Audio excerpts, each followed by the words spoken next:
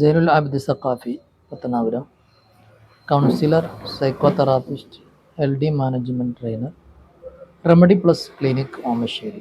വളരെ പ്രധാനപ്പെട്ട ചില കാര്യങ്ങളാണ് ഇന്നത്തെ എപ്പിസോഡിൽ പറയുന്നത്.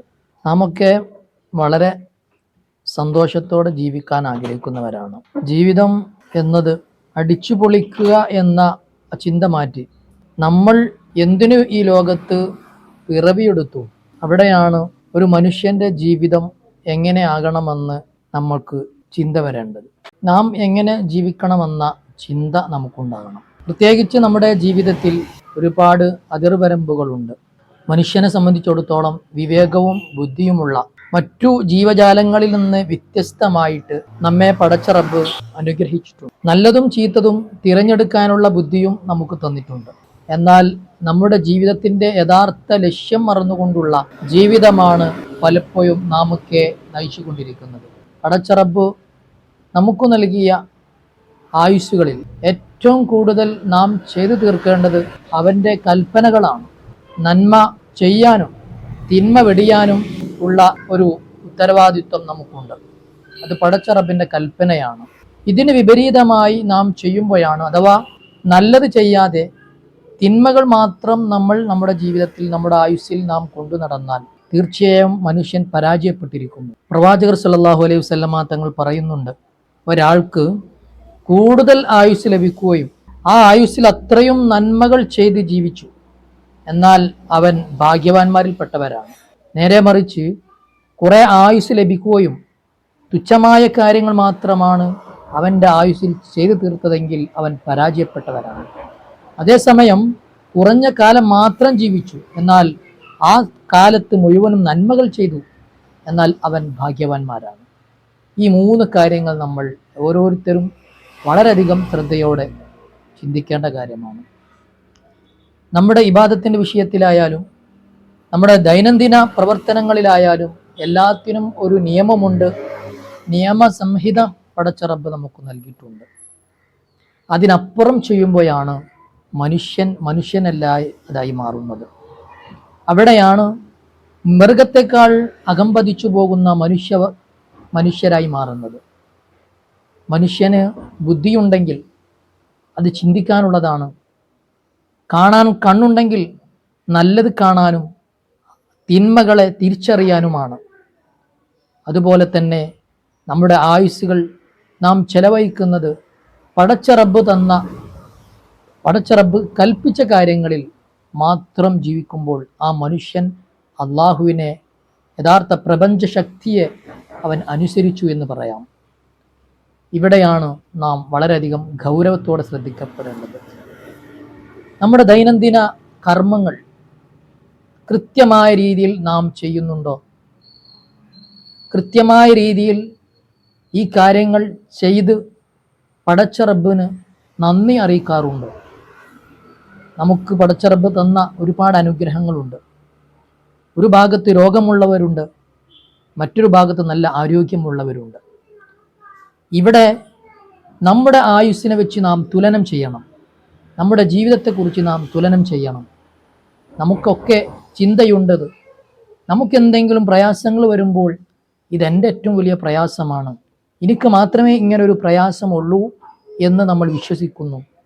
എന്നാൽ നമ്മെപ്പോലെ കൈയും കാലും ബുദ്ധിയും പക്വതയും മനസ്സുമുള്ള ഒട്ടനവധി ആളുകൾ നമ്മുടെ കൂടെയുണ്ട്. അവർക്ക് നമ്മേക്കാൾ പ്രയാസമുണ്ടാകും. ഏതെങ്കിലും രോഗത്തിന് അടിമപ്പെട്ടവരെ നാം ഒന്ന് സന്ദർശിച്ചു നോക്കൂ. അവരെ വെച്ച് നാം തുലനം ചെയ്യുമ്പോൾ നമ്മുടെ ആയുസ്സിൽ നാം ചെയ്ത നന്മകളും അതുപോലെ തന്നെ നമുക്ക് ലഭിച്ച അനുഗ്രഹങ്ങളും നാം ഒന്ന് ഓർത്തു നോക്കൂ. അതേസമയം പ്രായം ഏകദേശം നമുക്ക് ഒരു യുവത്വ സമയമാകുമ്പോൾ ആ സമയത്ത് നമുക്ക് ലഭിച്ച ഈ ആയുസ്സിൽ നാം എത്രത്തോളം നന്മകൾ ചെയ്യുന്നുണ്ട്, അല്ലെങ്കിൽ എത്രത്തോളം തിന്മകൾ ചെയ്യുന്നുണ്ട്. ഇവിടെയാണ് പടച്ച റബ്ബിനെ ഓർക്കാനുള്ള ഒരു അവസരം. കാരണം ആയുസ് എന്ന് പറയുന്നത് ഒരു നമ്പറാണ്. അത് എത്രയാണെന്ന് നമുക്ക് പറയാൻ കഴിയില്ല. ചെറുപ്പത്തിൽ തന്നെ മരിച്ചുപോയവരുണ്ട്, അതുപോലെ തന്നെ പ്രായം ചെന്നവരുണ്ട്, യുവത്വ കാലത്ത് മരിക്കുന്നവരുണ്ട്. ഇങ്ങനെ മരണത്തിന് ഒരു നിലക്കും മുന്നറിയിപ്പില്ലാത്ത ഒന്നാണ് നമ്മുടെ ആയുസ് എന്ന് പറയുന്നത്. ഈ ആയുസ്സിൽ നാം സ്വയം ചിന്തിക്കുക, എത്രത്തോളം നമ്മുടെ ജീവിതം പടച്ച റബ്ബ് പൊരുത്തപ്പെട്ടതാണ്, അല്ലെങ്കിൽ എത്രത്തോളം നമ്മുടെ ജീവിതം പടച്ച റബ്ബിന് എതിരായി നാം ചെയ്യുന്നുണ്ട്.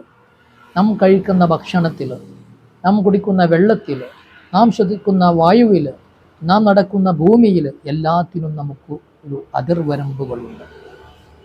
ഇത് ലംഘിക്കുമ്പോഴാണ് മനുഷ്യൻ അധാർമികതയിലേക്ക് എത്തിപ്പെടുന്നത്. എന്ത് കഴിക്കണമെന്ന് പടച്ച റബ്ബ് പറഞ്ഞിട്ടുണ്ട്, ഹലാലൻ ത്വയ്യിബൻ, നിങ്ങൾക്ക് അനുവദിക്കപ്പെട്ട ഭക്ഷണത്തിൽ നിങ്ങൾ കഴിക്കുക. കുലു വഷ്റബു, നിങ്ങൾ തിന്നോളൂ, കുടിച്ചോളൂ, പക്ഷേ വലാ തുസ്റഫു, നിങ്ങൾ അമിതമാക്കരുത്. ഇത് അള്ളാഹുവിൻ്റെ ഒരു കൽപ്പനയാണ്. ഇത് ഭക്ഷണത്തിൽ വേണ്ടി മാത്രമല്ല, നേരെ മറിച്ച് നമ്മുടെ പണത്തിൻ്റെ വിഷയത്തിൽ അതിനും ഒരു അതിർവരമ്പുകളുണ്ട്. ആവശ്യത്തിന് പണം ചെലവഴിക്കണം, എന്നാൽ പിശുക്ക് പാടില്ല.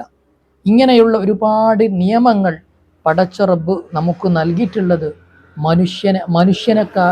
മനുഷ്യനായി ജീവിക്കാൻ വേണ്ടിയാണ്. അപ്പോൾ നാം മനസ്സിലാക്കേണ്ടത്, നാം ഹലാലായ ഭക്ഷണം കഴിക്കുമ്പോൾ ആ ഹലാലായ ഭക്ഷണത്തിൽ എന്തെല്ലാം വരുന്നുണ്ട്, ഭക്ഷണത്തിൽ തന്നെ ഏതെല്ലാം ഹറാമായതുണ്ട് എന്നൊക്കെ നമുക്ക് പ്രവാചകർ സല്ലല്ലാഹു അലൈഹി വസല്ലമ തങ്ങൾ പഠിപ്പിച്ചു തന്നിട്ടുണ്ട്.